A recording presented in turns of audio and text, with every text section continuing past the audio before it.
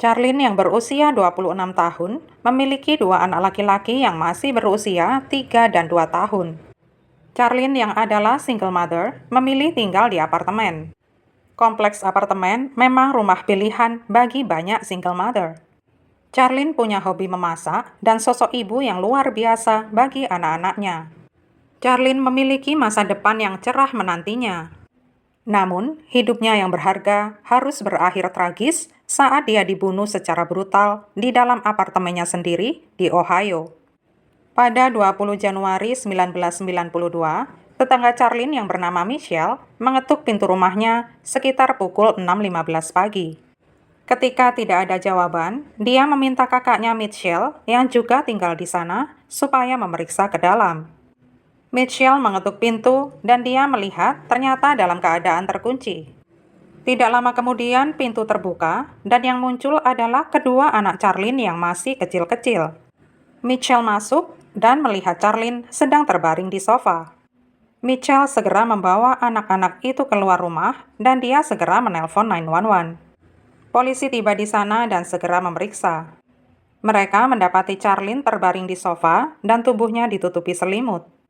Di lehernya terikat sabuk dan di wajahnya ada darah kering. Pada bagian lengan dan tangannya tampak ada luka pertahanan. Tampaknya korban mengalami pencekikan dan dipukuli di dalam rumahnya.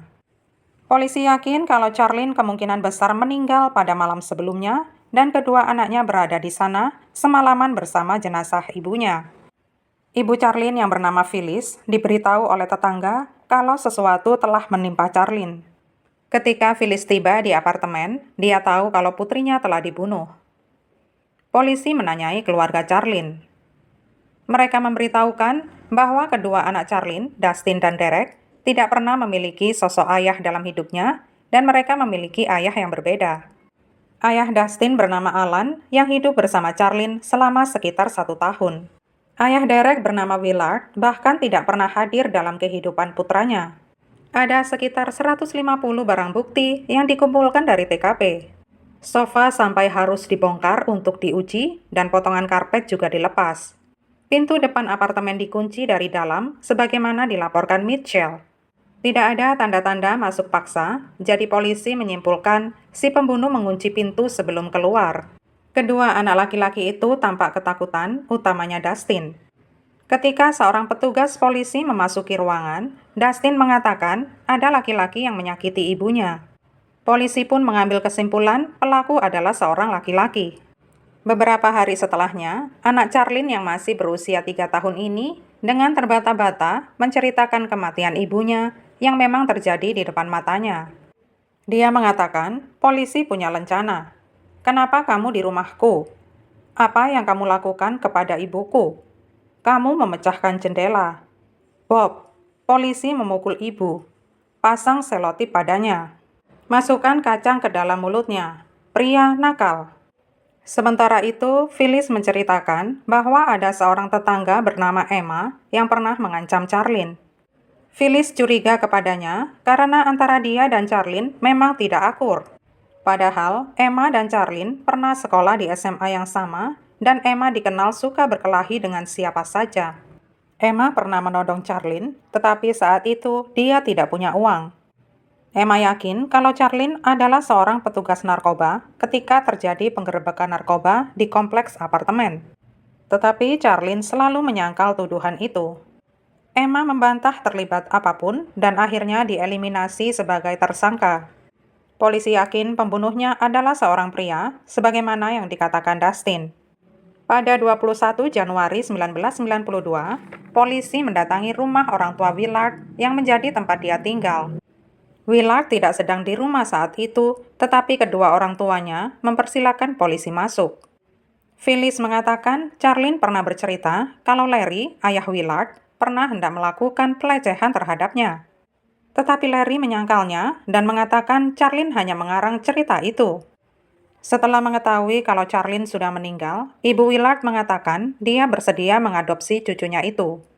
Seluruh anggota keluarga Willard tampaknya tidak menunjukkan rasa duka cita apapun setelah mendengar kabar kematian Charlene. Charlene pernah tinggal seatap dengan Alan selama sekitar 1 tahun tetapi kemudian keluar karena tidak tahan dengan sikap Alan yang pengatur.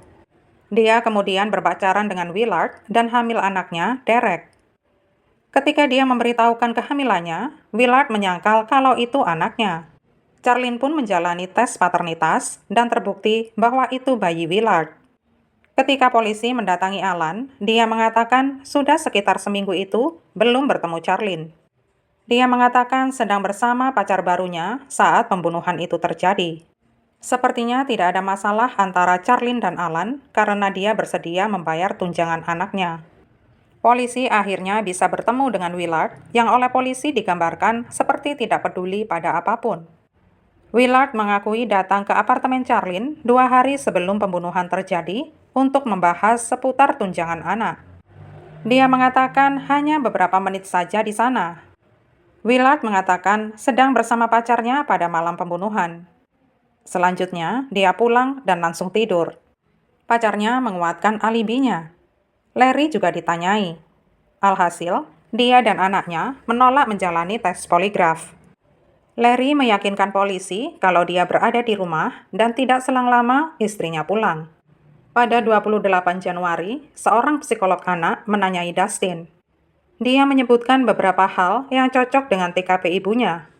Dia menyebut tentang darah, bantal berdarah, jaket polisi berlencana emas yang dipakai pelaku, dan ada 2 orang yang sedang bertengkar.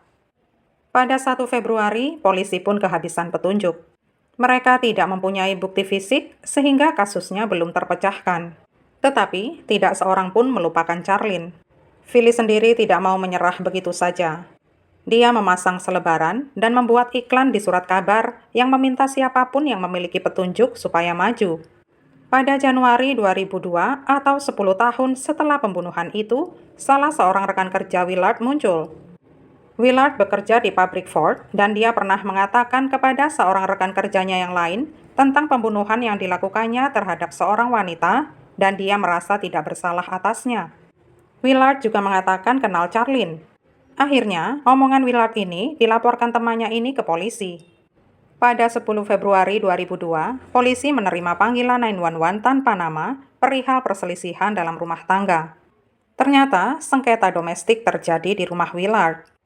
Saat mengecek ke sana, polisi menemukan jaket polisi berkancing emas dan tambalan bertuliskan polisi di lengan jaket.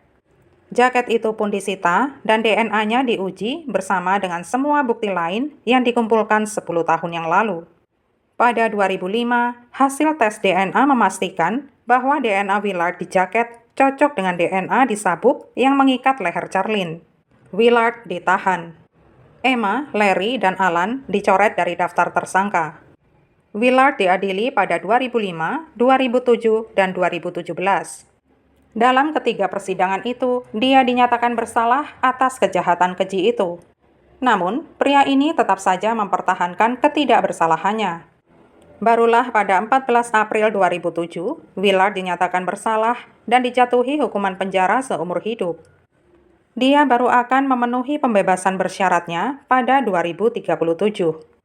Motif yang selalu muncul di permukaan adalah Willard membunuh Charlie semata-mata karena tidak mau membayar tunjangan anak, sekalipun dia tahu kalau Derek adalah darah dagingnya sendiri.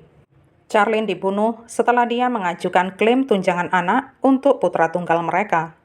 Selama persidangan, ibu Charlene mengatakan Willard lebih baik melihat Charlene mati daripada harus membayar tunjangan anak.